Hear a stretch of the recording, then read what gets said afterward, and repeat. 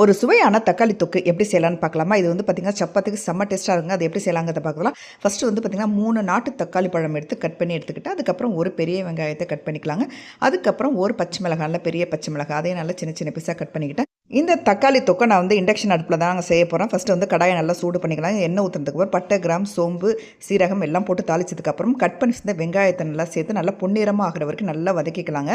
நல்லா வதக்கினதுக்கப்புறம் இது கூட இஞ்சி பூண்டு பேஸ்ட்டு வந்து 1 ஸ்பூன் சேர்த்துருக்கேன். இதே சேர்த்து நல்லா பச்சை வாசனை போகிற வரைக்கும் நல்லா வதக்கினதுக்கப்புறம் கட் பண்ணி வச்சிருந்த பச்சை மிளகாயும் சேர்த்து நல்லா வதக்கிக்கலாங்க. நெக்ஸ்ட்டு தக்காளி பழத்தையும் சேர்த்துக்கலாங்க. சேர்த்து நல்லா பார்த்திங்கன்னா பச்சை வாசனை போகிற வரைக்கும் தக்காளி நல்லா மசிஞ்சு வர வரைக்கும் நல்லா வதக்கிக்கலாங்க. அதுக்கப்புறம் இது கூட வந்து பார்த்திங்கன்னா 1 ஸ்பூன் வந்து உப்பு சேர்த்துருக்கேன். அதுக்கப்புறம் மஞ்சள் பொடி சேர்த்துருக்கேன். சேர்த்து இதை நல்லா மிக்ஸ் பண்ணிக்கலாங்க தக்காளி கூட. தக்காளி நல்லா வதங்கட்டும். அதுக்கப்புறம் வந்து 1 ஸ்பூன் வந்து பார்த்திங்கன்னா முந்திரி பருப்பு, உடச்ச முந்திரி பருப்பு சேர்த்துருக்காங்க. முந்திரி பருப்பு சேர்க்கும்போது அவ்வளோ டேஸ்ட்டாக இருக்கும் தக்காளி தொக்கு. அதுக்கப்புறம் 1 ஸ்பூன் மிளகாய் பொடி சேர்த்துருக்கேன், கரம் மசாலா சேர்த்துருக்கேன், சீரக பொடி சேர்த்துருக்கேன், காஷ்மீர் சில்லி பவுடர் சேர்த்துருக்கேன், கறி மசாலா பவுடர் சேர்த்துருக்கேன், 1 ஸ்பூன் நாட்டு சக்கரை சேர்த்துருக்கேன், 1 டீஸ்பூன் சேர்த்துருக்கேன். சேர்த்து எல்லாத்தையும் நல்லா மிக்ஸ் பண்ணிக்கலாங்க.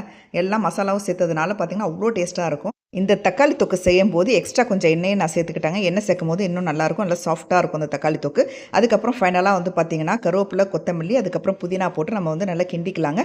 அதுக்கப்புறம் இறக்கும் போது 1 ஸ்பூன் நெய் சேர்த்துக்கிட்டாங்க. நெய் சேர்க்கும் போது நல்லா வாசனையாக இருக்கும் இந்த தக்காளி தொக்கு.